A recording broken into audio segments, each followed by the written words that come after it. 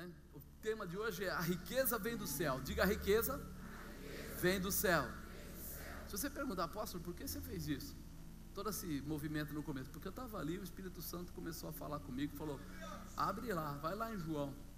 Eu falei: tá, mas João tem um monte de capítulo. Ele falou: não, no 20. 20? Eu falei: poxa, comecei a ler. Ele falou: não, vai para frente. E quando eu caí naquela parte da palavra, eu lembrei: puxa, eu falei disso ainda outro dia. E ele falou assim: mas é essa a liberação que você tem que dar para esse povo, porque você vai libertar a mente deles. O diabo tem colocado dúvida na mente: não vai dar certo, está tudo errado, eu não sei se eu gosto da pessoa, eu não sei se a pessoa gosta de mim, eu acho que esse negócio já passou do tempo e tal. E aí Deus vai só destravar aquilo que já é real para a sua vida. Só vai destravar. A partir de hoje você vai ver a mudança. Então tá aí, a riqueza vem do céu. E nós já vimos diversas moedas, tipo de dinheiro, todo dia se fala disso, né? O dinheiro de cada país tem uma característica própria e um valor também próprio. Você vê que eles se balizam pelo dólar, mas existe um valor para cada moeda, para cada dinheiro de cada país. Cada país ele tem um lastro, né? Hoje tem outras formas de lastro, mas há um tempo atrás o único lastro que existia era o ouro. Então, à medida que você emitia moedas, você tinha que ter ouro. Para quê? Para saber que aquele dinheiro tinha uma razão, não era simplesmente uma gráfica de papel, mas ele tinha lá guardado um lastro e aquele dinheiro tinha um valor. Se alguém aplicasse esse dinheiro lá fora ou aqui dentro e acontecesse alguma coisa, tinha onde buscar para poder recuperá-lo. Quando a gente olha para isso, a gente vê que até os cartões de crédito também têm a sua bandeira, né, que garante que você recebe o dinheiro. Lógico que eles ganham dinheiro com isso, ganham muito, mas eles garantem que quem passa aquele cartãozinho lá numa loja, o cara da loja recebe o dinheiro. Então são garantias financeiras, né? E outros tipos de moeda que hoje, né, a gente ouve falar aí de moedas que apareceram, Bitcoin, etc., que são moedas que também tem as suas garantias, ou não tem tanta garantia como dizem aí, mas que a gente precisa sempre tomar cuidado, né? Porque a gente acredita demais e nós colocamos uma fé, né, em cima. Olha, põe o dinheiro na poupança e ela é garantida pelo governo federal. Quando veio aquele plano, aconteceu o quê? Quem tinha o dinheiro na poupança ficou retido na poupança e teve que receber ad eternum, sério, longo prazo. E aí nós começamos a ver que as garantias que o mundo dá, as garantias que tudo, né, é declarado aí, são garantias que não são garantias, ou seja, são pequenas garantias, ou prováveis garantias, ou parciais garantias, porque toda essa palavra que nós dissemos agora, que você tem que ter de repente lastro, que o lastro é o ouro, nós falamos: o ouro vem da onde? Da onde vem o ouro? Quem sabe? O garimpeiro pega o ouro aonde? Nas minas, que está na terra. Quem criou a terra? Uau! Então, a única verdadeira garantia que existe é aquele que é Senhor de todas as coisas, que tem poder para todas as coisas. Porque se o ouro vem da terra e o banco diz que a garantia é o ouro que tira da terra, então o Senhor da terra é a maior garantia que pode existir na vida de alguém. Não existe garantia maior, não é verdade? Se você fala assim: qual é a garantia do banco? Nós estávamos um dia falando de uma empresa de consórcio que ela teve problema. E aí nós falamos: puxa, falei com o advogado, ele falou assim, falei para ele: mas consórcio é garantido pelo governo federal, estadual, não sei o que lá, blá blá blá. Ele falou assim: não é. O que é isso, cara? Desde que eu era pequeno aprendi que isso é garantido. Ele falou: então procure. Ele falou: o código. Vai lá e lê a lei. Não é garantido. E eu falei: e agora aquele pessoal, o que vai acontecer? Todos vão entrar com processo, vão entrar numa fila. Primeiro vão pagar, como todas as outras coisas, vão pagar primeiro as taxas federais, estaduais, municipais, os empregados da empresa, ou seja, os fornecedores que estavam em aberto. Depois vem aqueles que são os aplicadores. Aí ele falou: como você vê um consórcio funcionando? Eu falei: todo mundo põe dinheiro, vai recebendo aquela coisa. Pois é, então espere, porque você vai receber parceladamente, porque o dinheiro entra parceladamente. Eu falei, caramba, então até isso que para mim era garantidíssimo, já não é mais garantido? Pela lei não. Aí eu comecei a olhar para isso, e eu falei assim, puxa vida, como a gente tem medo de ser dizimista ou de ser primiciante, que tem a garantia de Deus, que não é garantia humana, não é garantia de lei humana, mas é garantia de princípio, e é garantido há mais ou menos 5.000 anos. Qual é a empresa que tem esse tempo de vida? Você conhece alguma empresa que tem 4.000 anos, 5.000 anos? Não existe. Mas Deus é Senhor de toda a terra desde o dia que Ele mesmo criou a terra. Então a garantia dele não é momentânea. E Ele deixa aqui umas palavras muito fortes. Levítico 23:10 fala, né? Fala aos filhos de Israel e diz-lhes, quando houveres entrado na terra que eu vos hei de dar. Quem vai dar? O próprio Senhor. Então Ele fala de uma garantia que não é uma garantia que você tem, é uma garantia que Ele já te dá, porque você não dá nada para Deus sem antes Ele ter dado para você primeiro. Olha que situação tranquila. Fala aos filhos de Israel e diz-lhes, quando houveres entrado na terra que vos hei de dar, e fizeres a sua colheita, então trareis um molho das primícias da vossa cega ao sacerdote, e ele moverá um molho perante o Senhor, para que sejais aceitos. No dia seguinte ao sábado, o sacerdote o moverá. Então, eu trago essa primeira parte da colheita e entrego na mão do sacerdote. Ele apresenta a Deus, ora, e aí começa a gerar, né?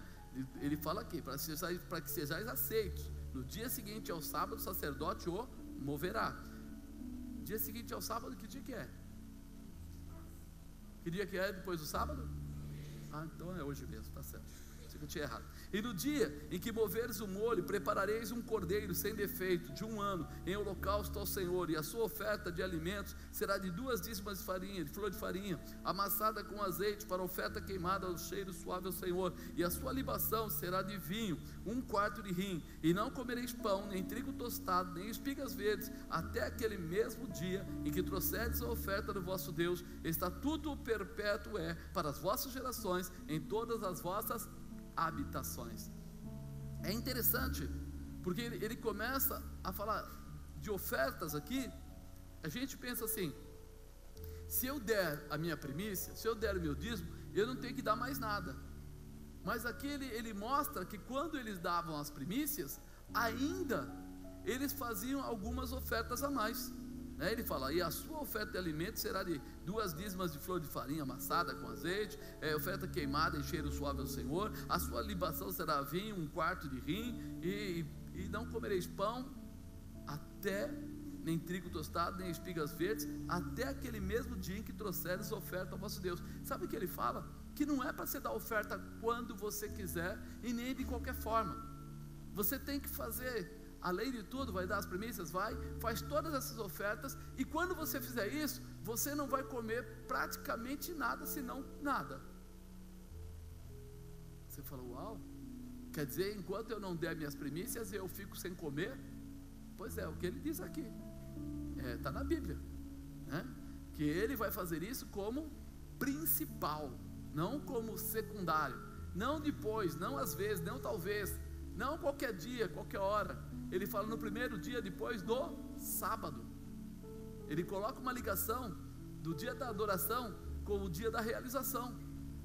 Ou seja, você vai, se apresenta ao Senhor, leva isso tudo, faz todo esse sacrifício, apresenta tudo isso, e aí você dá continuidade. A gente fica assim, não, mas isso daí é do Velho Testamento, não, isso daí é do não sei o que, não, tem gente que tenta sair fora com tudo. E amado, ninguém é obrigado a dar nada. Ninguém é obrigado a dar nada. Como ninguém é obrigado a ser crente. Ninguém é obrigado a ir para o céu. Ninguém é obrigado a abrir mão dos pecados. Alguém colocou uma arma nas costas de alguém para entrar na igreja? Não. Eu só conheci um cara que fazia isso, mas ele já morreu. Ele pegava os bandidos na rua e trazia na igreja. E eu falava para ele, cara, esse cara é perigoso. Ele falou, manda ele ser perigoso, você vai ver o que acontece. Ele vai ficar aí e vai assistir o culto inteiro. Eu achava que coisa doida. Ele pegava bandido, trazia, punha lá no fundo, punha um guarda lá na porta e falava assim, assiste o culto, vai melhorar a sua vida. E eu falava assim, cara, isso é... Ele falou, é evangelismo. Evangelismo? estou evangelizando. Um dia ele pegou uma moça que veio lá de Santa Catarina e estava dando aí o tal do Boa Noite Cinderela. E aí ele conseguiu, depois de um tempo, caçou, achou a pessoa, trouxe na igreja, entregou para a pastora Sheila. Falou para a pastora Sheila, ministra ela aí porque ela precisa se converter. Aí a pastora Sheila falou, tá bom. Era de tarde, ficou com ela lá umas 2, 3 horas. Aí orou, aí fez tudo, tal. A mulher chorou um monte. E depois ele falou, você entendeu que você tem que ser cristã? Ela falou assim, eu entendi. Ele falou, então eu vou levar você lá no ônibus ali, na rodoviária ali de São Bernardo. Vou colocar você no ônibus. Mas se você voltar para cá, ao invés de te levar para a igreja, eu vou te levar lá para a cadeia na borracha. Então escolhe o caminho que você quer seguir, porque a Bíblia diz que o Senhor nos apresenta 2 caminhos, o da bênção e o da maldição. Eu falei, cara, que esse cara é doido, não é possível. O cara, ele falou assim, eu preciso dar uma chance antes de tomar uma providência. E é um negócio interessante. Você fala, poxa, ele deu uma chance. Ele mostrou o caminho. Se a pessoa não quer o caminho, é outra história. Mas que ele mostrou, ele mostrou. E a gente riu um monte aquele dia. A pastora Sheila falou assim, nossa, eu fiz uma sessão de libertação na moça. Foi assim, profundo. Ela contou coisas da família dela, da vida dela, assim, terríveis. E ela falou, puxa vida, eu fiquei até com dó. No começo, quando ele trouxe, eu falei, caramba, vou ter que atender essa pessoa desse jeito. Acabou de ser pega lá no ato errado. Mas quando terminou, ela já estava com dó da pessoa. Porque aí você sabe os motivos que levaram aquela pessoa a tomar aquela atitude. Porque muitas vezes nós somos marcados pelo passado. O que Jesus está querendo, ou melhor, Deus está querendo dar para nós aqui no livro de Levíticos, que Moisés deixou aqui escrito, é que tem uma saída para toda a situação da nossa vida. E que Ele não mandou assim, faça o que você quiser. Ele deu o que? A direção para você seguir. Ele deu a direção.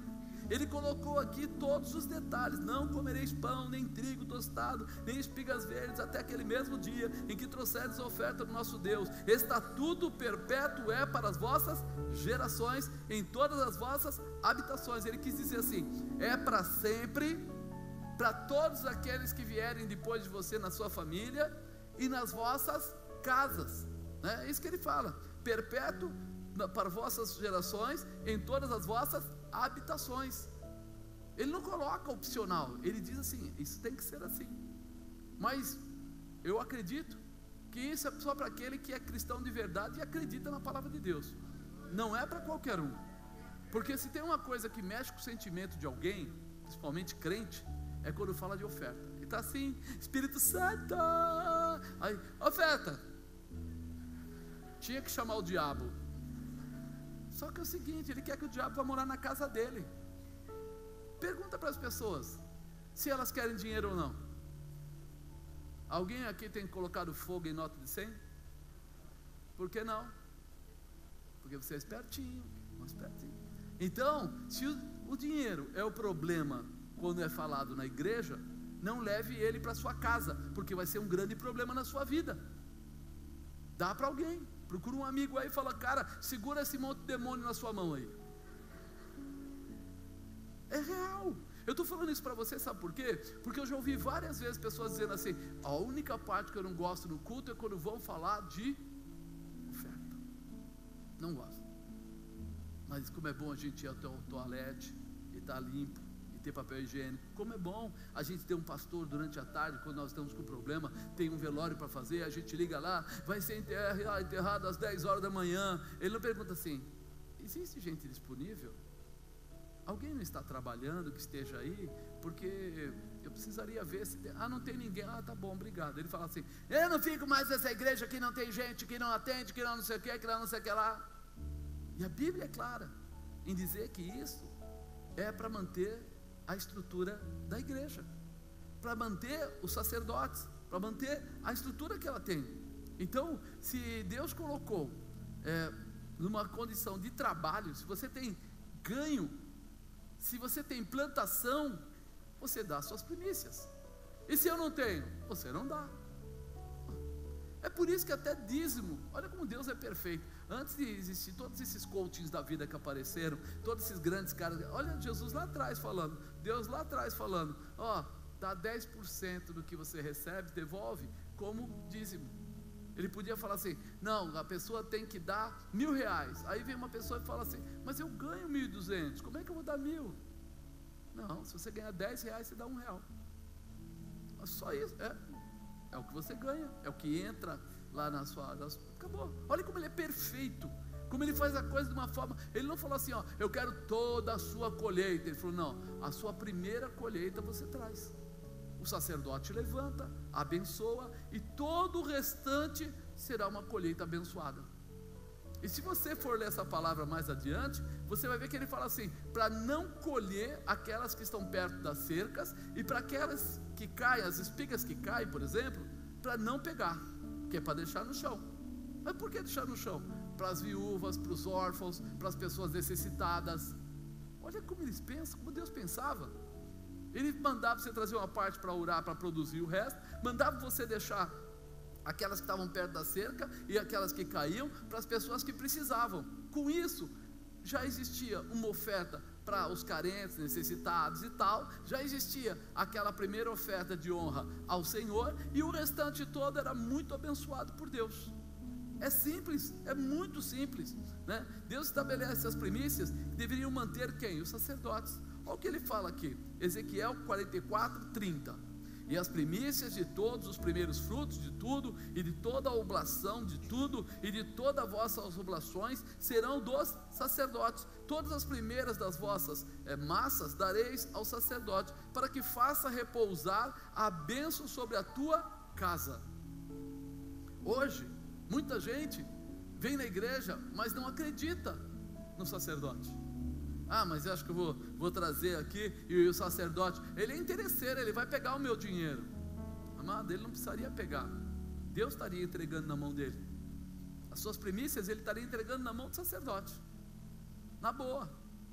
Ele fala: entrega para ele, e ele vai orar, e vai dar uma bênção a você, que toda a sua casa será abençoada, não vai te faltar nada. É bíblico, está aqui contido, não é uma opção, não é assim: agora o apóstolo inventou uma lei só para tirar proveito. Não, o livro de Levíticos está dentro dos 5 primeiros livros Pentateuco, que foram escritos em primeiro lugar, ou seja, que o nosso irmão Moisés lá redigiu aquilo, deixou, e aí você fala: não é uma coisa de hoje, não é uma coisa de ontem, é algo que vem acompanhando a vida deles. E aí alguém diz: mas será que isso já não caiu? Jesus, quando veio, ele disse que veio para acabar com toda a lei, foi isso? Não, ele falou assim, que ele não veio para tirar, ele não veio para abrogar, veio para fazer cumprir. Fazer cumprir quer dizer o quê? Que tudo que está lá continua tendo valor. A única coisa que mudou é que ele se fez o Cordeiro de Deus que tira o pecado do mundo, e se entregou por nós. Isso mudou, nós temos agora uma visão diferente. E nele tem um certificado de garantia. Tem na Bíblia? Tem.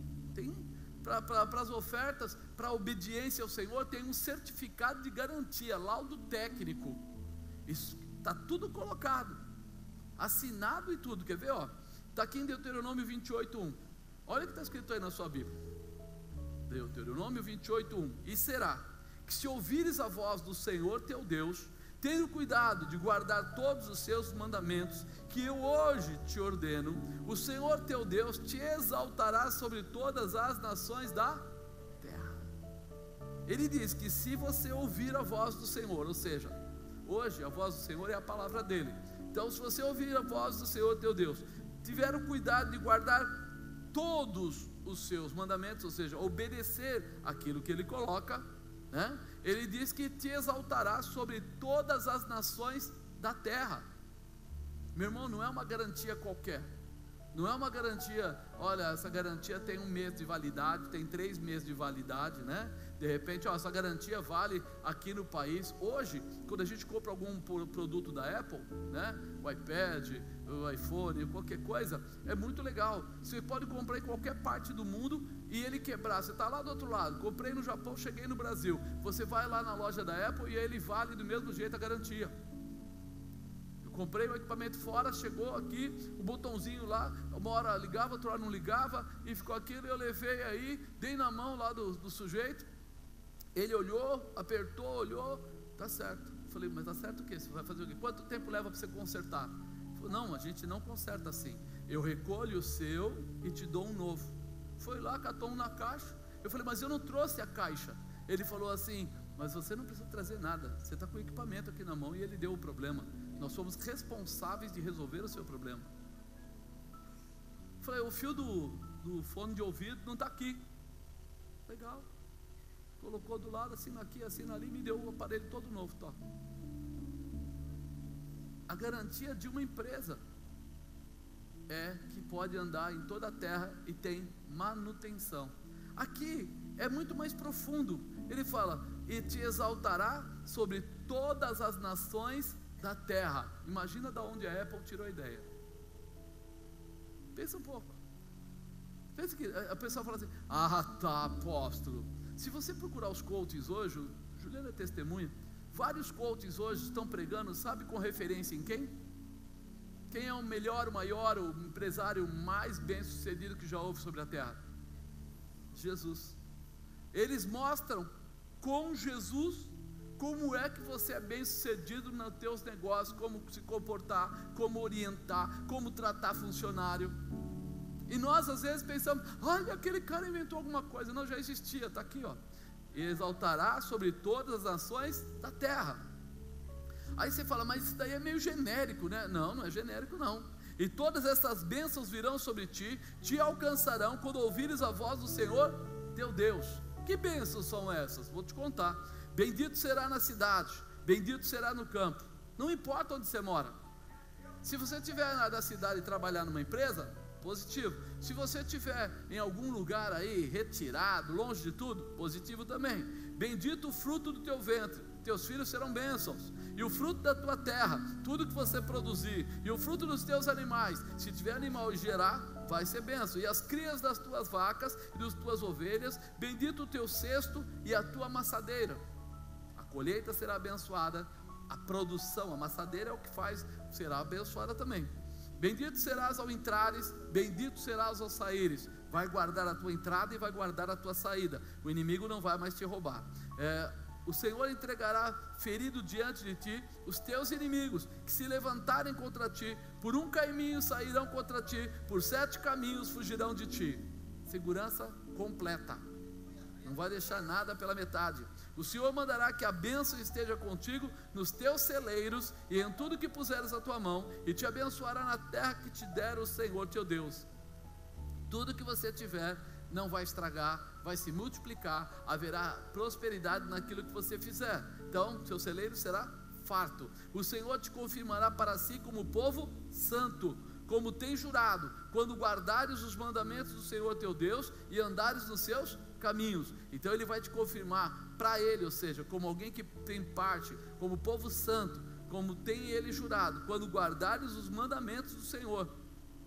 Primícia é mandamento? Está aqui. Então eu acredito. E todos os povos da terra verão que é invocado sobre ti o nome do Senhor e terão temor de ti. As pessoas vão saber, caramba, esse homem é abençoado demais. Tudo que ele põe a mão é próspero. Tudo que ele põe a mão se realiza. Tudo que ele põe a mão, as coisas acontecem. Eu trabalhei com um judeu e ele não é muito conhecido, né? Chamava Leon Pfeffer.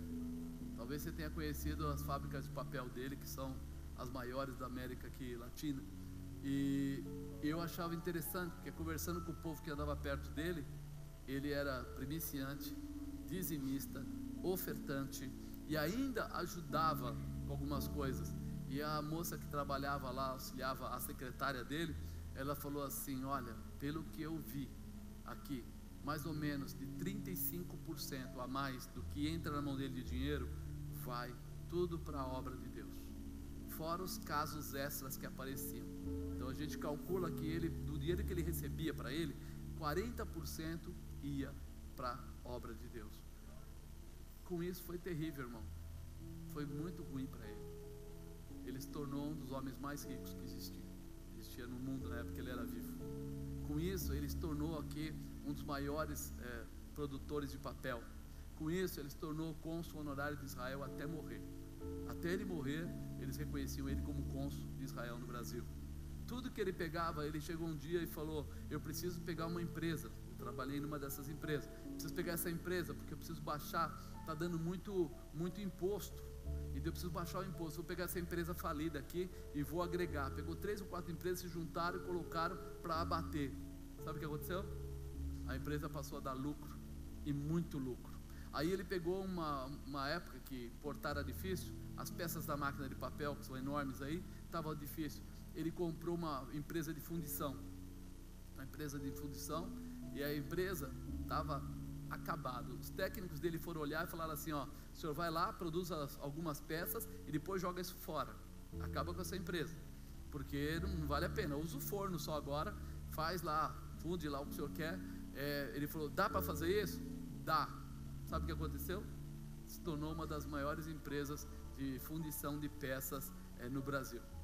Ele punha a mão, o pessoal brincava, ele tem o toque de Midas, ele põe a mão no negócio, o negócio prospera. A gente tinha uma equipe que era do escritório central, que ia nos lugares para poder fazer as avaliações. Fazia avaliação: isso aqui está horrível. Aí ele mandava uma outra equipe, que era um outro grupo de trabalhadores assim da parte de administração, que iam ver a melhor forma de trabalhar com o negócio. Pronto, estrepava tudo, está dando lucro. Ele pegou tinha caminhões que ele usava. Aí falaram para ele: por que você não monta uma concessionária de caminhão? E aí ele pegou e falou: boa ideia, porque tem muito caminhão que usa, vou fazer isso. Aí ele fez, aí ele se tornou o maior revendedor de caminhões, acho que era Volvo na época, do Brasil. Ele falou: põe a mão. Aí ganhou vários caminhões de presente, porque ele era o melhor, que era isso, aquilo. O pessoal falou: não acredito. Mas quando ele ganhava dinheiro, ele sabia que tinha alguém lá em cima olhando aqui embaixo, que ele punha a mão e as coisas aconteciam. Quando você faz isso, cada funcionário dele, quando passava de um certo ano lá de trabalho, ganhava carro, relógio de ouro, podia escolher o carro que queria, etc. Aí o pessoal falava assim: esse cara é doido, olha o que ele faz, fica dando coisas, fica dando toda hora coisa. O pessoal ria, porque ele dava, daqui a pouco vinha e entrava outra coisa, daqui a pouco ele vinha e recebia outro carro, daqui a pouco ele, como cônsul, descobriu depois de não sei quanto tempo que ele tinha direito também a ter uma Mercedes com placa do consulado e tudo para levar ele. Ele não precisava nem de segurança dele, porque vinha a segurança do outro lado, porque queriam que ele morasse num lugar exclusivo do cônsul. Ele: não quero, mas você tem direito, mas você pode. A prosperidade de Deus é para aquele que acredita em Deus, não é para qualquer um.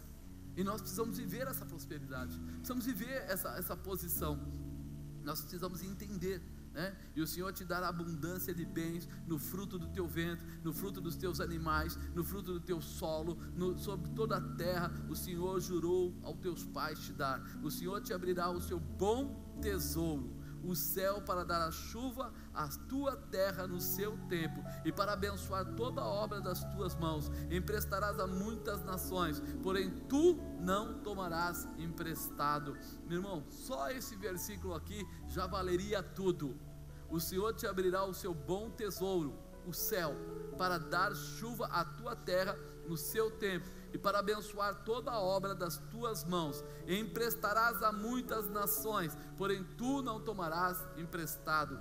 E o Senhor te porá por cabeça, não por cauda, só estarás por cima, não debaixo, se obedecerdes aos mandamentos do Senhor teu Deus, que hoje te ordeno, para os guardar e cumprir. Para os guardar e cumprir. Você tem uma promessa de garantia completa da parte de Deus. Não é alguma coisa que vai se ver, é real. E quando a gente tem dúvida, fala assim: ah não, mas eu acho. Deus fala: puxa vida, será que essa pessoa confia em mim? Será que essa pessoa quer viver comigo? Será que essa pessoa está debaixo da gratidão, da minha presença? E aí a gente pega um provérbio aqui, né, no capítulo 3, que ensina muito bem: cuidado, fique atento, se preocupe com o que você está fazendo. Olha o que ele fala aqui em Provérbios 3:5: confia no Senhor de todo o teu coração. Confiar é algo que a gente só sabe se a pessoa confia quando vem a situação. Se o papai falar para o filhinho: pula aqui, papai te pega, a criança só pula se ela confiar. Se ela não confiar, ela não pula. ela tem medo, ela não vai. Se eu chegar aqui e colocar você aqui embaixo e falar assim, olha, alguém vai pular, segura,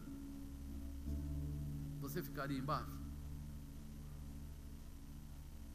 Já entendi. Porque eu ia chamar o Tabajara para pular, para saber se era bom mesmo. Olha lá. Se quiser, a gente já pode fazer o teste agora. Não, mas a confiança é algo que a gente só percebe na hora que você atua, na hora que você realiza. Não adianta. Ah, você confia na sua mulher dirigindo? Quando confia, o que ele faz? Senta do lado e deixa a mulher dirigir. Não é assim? Não, eu confio, minha mulher dirige bem pra caramba, tal. Por que você não senta lá? Não, porque quando eu estou com ela, é melhor eu dirigir do que ela, entendeu? Não confia. Não confia. Você confia naquele irmão? Confio. Empresta R$1.000 para ele? Não, também não é assim. Não confia. Não é verdade? Confiança, ela não tem proporção. Aí eu confio um pouquinho. Ou confia ou não confia. Essa história de um pouquinho é porque a pessoa não confia e tem vergonha de dizer, então ele dá um jeitinho. Um pouquinho. Não é verdade? Você confia, como eu falei, da sua mulher dirigindo? Lógico que confio, tal. A gente vai para o interior, naquela cidade que só tem 5 casas, que todas as ruas são de terra e não tem poste. Eu deixo ela dirigir. Eu deixo ela pode dirigir. Confia. Então, cuidado aí. Confia no Senhor de todo o teu coração. Não te estribes no teu próprio entendimento. Ou eu confio em Deus, eu confio em mim. Se eu de repente começo a confiar em mim, é porque eu não confio em Deus. É uma coisa doida, né? Como diz aí, eu chego aqui, oro pelas pessoas e mando eles orarem pelas outras pessoas que estão aí. Ou você confia em receber essa unção ou não confia. Tem gente que não confia, você percebe nitidamente. Você olha para a pessoa e fala assim, já abre as 2 pernas, fixa, ou uma para frente e uma para trás, tipo, não vai me derrubar esse miserável. Não vai. Se ele vier aqui orar, ele não vai derrubar. O que vai soprar? Vou tampar o nariz. Não vou sentir nada. Eu não quero participar. Eu não confio, eu não acredito, não confio. Quando aconteceu comigo isso, chegou um dia, eu fui numa igreja em São Caetano, até na época, novo convertido, e estavam falando dessa unção, e cai. Uns falavam, se cai é demônio. O outro falava, não é Deus, não pode, não pode, não sei o que. Eu fui lá num curso, cheguei lá, e está lá todo mundo, e aí o pessoal, os pastores que estavam lá ministrando, falaram, olha, agora vocês vêm para frente, façam a fila, tal, nós vamos orar pelas pessoas, e papapá, e tal. Eu falei, Deus, para mim isso é tudo mentira, pelo que me falaram. Esse negócio de unção, acho que isso daí, isso é alguma coisa do demônio, sei lá. Mas eu vou lá na frente. E aí quando eu cheguei lá na frente, eu fiquei na segunda fila. Já tinha a primeira, eu fiquei na segunda fila. Aí eu falei, sabe uma coisa, Deus? Diz que a gente pode fazer prova de ti. Então eu vou fazer prova. Se isso acontecer, eu vou saber que é o Senhor, que isso é de verdade, que isso não é brincadeira. Está vendo aquele pastor que está lá, Deus? Tinha um pastor que estava longe. Tinha mais ou menos uns 20 homens que iam orar. E tinha um que estava mais para o final, e ele estava até mesmo para trás, em cima de um púlpito, com o braço assim. E aí eu falei assim, se for o Senhor, quem vai orar por mim é aquele homem que está longe de mim, que eu estou na segunda fila, ele não vai me enxergar, e ele vai ter que tocar em mim e eu vou ter que cair na unção. Estou lá, quero só ver. O homem foi, saiu de lá, e eu olhei e falei, está se mexendo. Ele foi e passou, eu falei, ele voltou, abriu um espacinho, enfiou a mão por dentro do espaço e tocou a ponta do dedo na minha testa.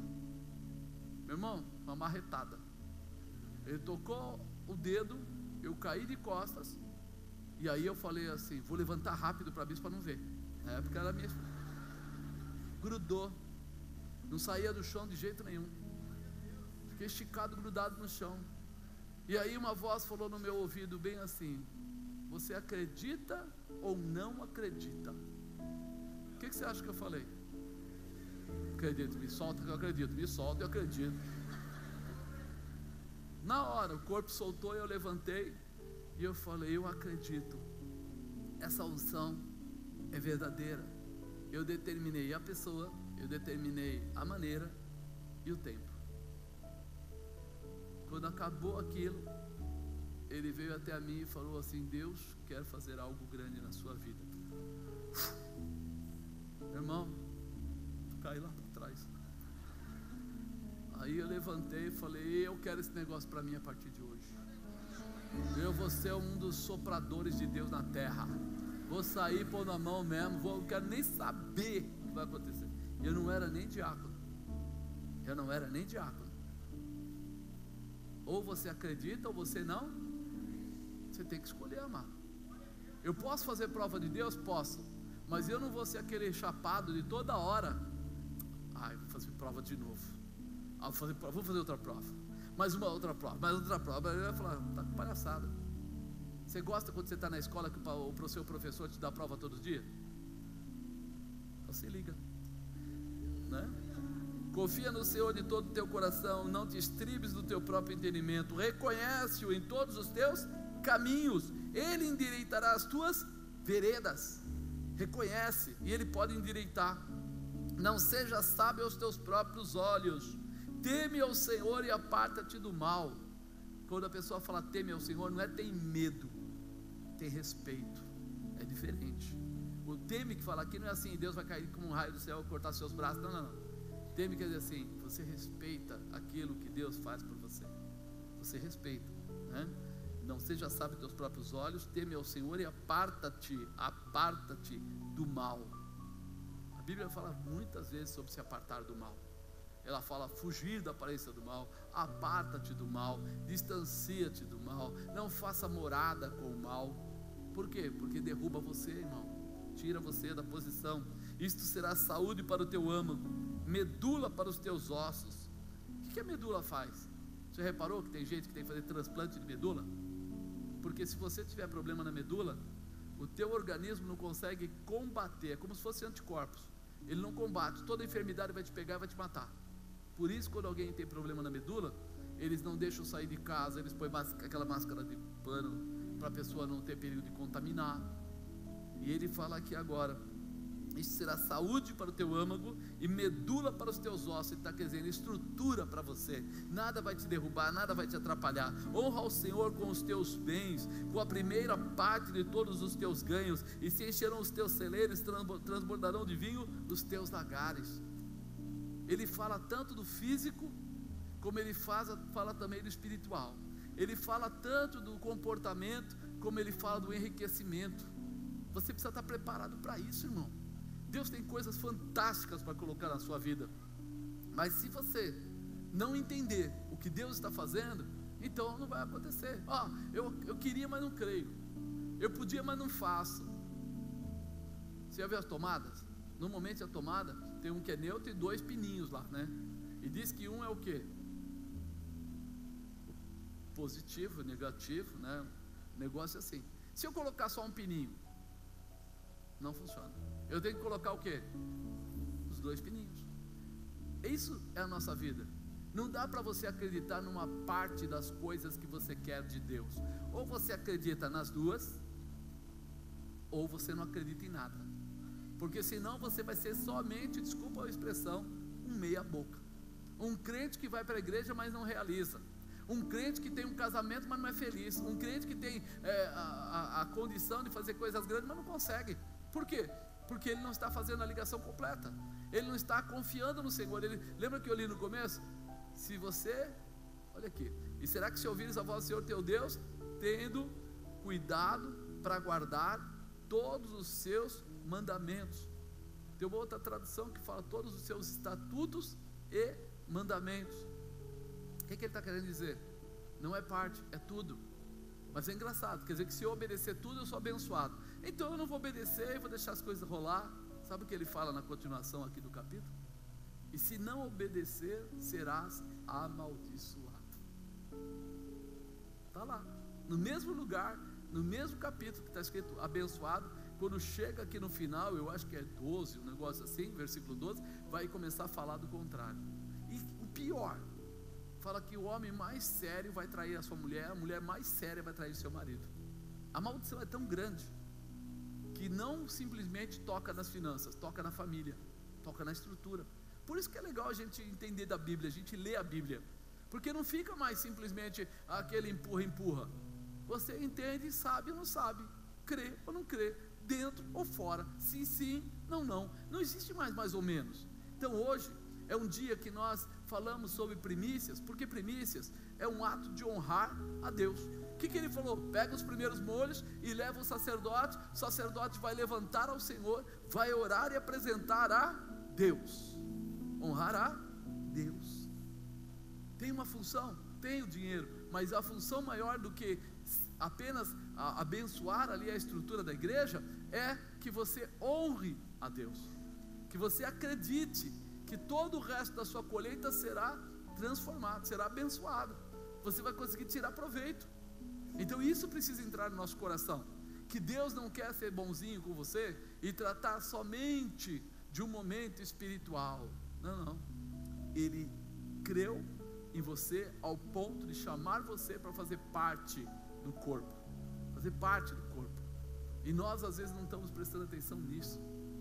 Deus não quer você pela metade, não quer você, sabe aquela história que você fala assim, não, eu vou na igreja, quando eu estou lá eu não bebo, mas quando eu estou em casa eu bebo. Não, você está livre do vício? Quando eu estou na igreja eu não fumo, mas quando eu estou em casa eu fumo. Você está livre ou não está? Não, a realidade é essa, não, porque se você estivesse livre, o vício não te pegava mais. Se você acredita no poder de Deus, você vai viver o poder de Deus, você vai viver as promessas de Deus, você vai viver todas as realizações que Ele tem preparada para você. É muito legal isso. Isso precisa entrar no nosso coração. Eu fiquei muito feliz outro dia, o testemunho não é meu, mas eu posso falar porque ele não vai ficar bravo. Uma pessoa, pronto, não põe o nome, fica mais fácil, né? Uma pessoa chegou outro dia e me deu um presente. Chegou e falou, olha, eu falei, mas eu não tenho dinheiro para pagar isso. Aí ele falou assim, não, isso aqui é um mimo, eu quero dar para o senhor de presente, quero que o senhor tenha esse aparelho de ar aí, tal. Eu fiquei feliz, falei, pai, abençoa a vida dele, porque, Senhor, ele está se preocupando em fazer algo pela minha vida, que não era obrigação nenhuma dele. Tá bom, passou, acho que nem uma semana, ele liga para mim, fechei um tremendo negócio, consegui algo que era impossível conseguir. O que aconteceu, irmão? Você honra a Deus através do seu profeta, e Deus responde o quê? A você, porque você fez aquilo. Ele não é esquecido. Deus não é aquele cara que fala assim, problema da pessoa, quem mandou ele fazer? Não. Se você cumpre a palavra do honrar, e Ele sabe o que é dele, Ele sabe quando você está falando, mas não foi para Deus, foi para aquele pastor lá, e aquele pastor representa quem? Legal. É por isso que muita gente se dá mal, porque ele fala mal de um líder espiritual, esquecendo que aquele líder, ele representa a Deus. E aí ele fala assim, não, mas eu não falei mal de Deus, eu amo a Deus, eu não gosto daquele cara, para mim ele é picareta, é isso. Quem ungiu ele? Quem consagrou ele? Foi Deus. Mas foi um homem. Foi através da ordem de Deus que aquele homem foi tocado. E aí nós entendemos isso, que Deus quer dar muito para nós, mas para Ele dar muito para nós, a gente precisa andar segundo a medida que Ele ensina, e não que nós ensinamos. Apóstolo, mas eu acho que não vale a pena, tal. Aquela passagem de Ana, que Ana vai lá e começa a chorar porque ela não tinha filhos, e de repente o profeta vai até ela e fala para ela o quê? Vamos traduzir para os dias de hoje? Ô mulher, que hora para ficar bêbada, hein? Foi mais ou menos isso que ele falou para ela. Sabe o que ela falou para ele? Seu profeta miserável. Foi isso? Profeta, eu não estou, é a angústia do meu coração. Eu estou aqui porque eu tenho uma angústia, Aí ele ouviu o problema dela. Sabe o que ele fez? Abençoou ela. Ela podia ter ficado brava, ela podia ter reclamado, ela podia ter amaldiçoado ele, ela podia uma porção de coisas, mas ela foi inteligente. ela não pode se levantar contra o profeta. E olha que aquele profeta estava marcado para morrer, porque os filhos dele só faziam coisas erradas. Hófni e Finéias se prostituíam, comiam as coisas que eram de Deus, eles estavam marcados para morrer. E o próprio Eli também sabia, porque Deus já tinha dado sinais para ele que a coisa ia pegar, pelo comportamento que estava deixando, não que ele fazia, mas que ele deixava os filhos dele fazer. Só que na hora que ele vai abençoar a Ana, ele está na qualidade de sacerdote. Naquela hora Deus reconhece ele como sacerdote. A boca dele é a boca de um sacerdote. A palavra profética dele é a palavra de um sacerdote. Deus honra aquilo que ele consagra. Então eu não me levanto contra um homem de Deus. Eu posso orar e pedir a Deus: Senhor, eu preciso que o Senhor me ajude nessa situação. Mas você não pode se levantar contra ele. Por quê? Porque é bíblico. Se você se levanta, você arrasta para você uma maldição. Então, hoje, quando a gente entende isso, a gente começa a ficar tranquilo. Eu posso ofertar, eu posso colocar minha primícia, eu posso colocar o meu dízimo, eu posso. Por quê? Porque eu não dependo das pessoas. O que Deus está falando, Ele não falou assim: e quem vai orar por você é o Marcos. Quem vai orar para você é o sacerdote dessa casa. Por isso, se eu não estou aqui, um dos sacerdotes assumem a posição e fazem a mesma coisa, oram. Por quê? Porque é determinado, é destinado que nós estejamos aqui para abençoar a tua vida, para cumprir a palavra de Deus naquilo que é projeto do Senhor. Então a tua parte você faz, a nossa parte nós fazemos, e a parte de Deus Ele faz quando você fizer a sua e eu fizer a minha. Aí Deus faz a dele. Aí vem a prosperidade, vem a realização, vem a transformação, vem tudo aquilo que eu li para você ali. A tua casa vai ser abençoada, a tua amassadeira vai ser abençoada, o teu celeiro vai ser abençoado, tua empresa vai ser abençoada, o teu trabalho vai ser abençoado. Tudo que você fizer vai ser abençoado, porque você fez a sua parte, eu fiz a minha parte. Agora Deus, olha, a Bíblia diz: se nós formos infiéis, porém Ele permanece fiel. Então imagina, se você é infiel e Ele permanece fiel, se você for fiel, aí que Ele é mais fiel ainda, aí que Ele não abre mão mesmo.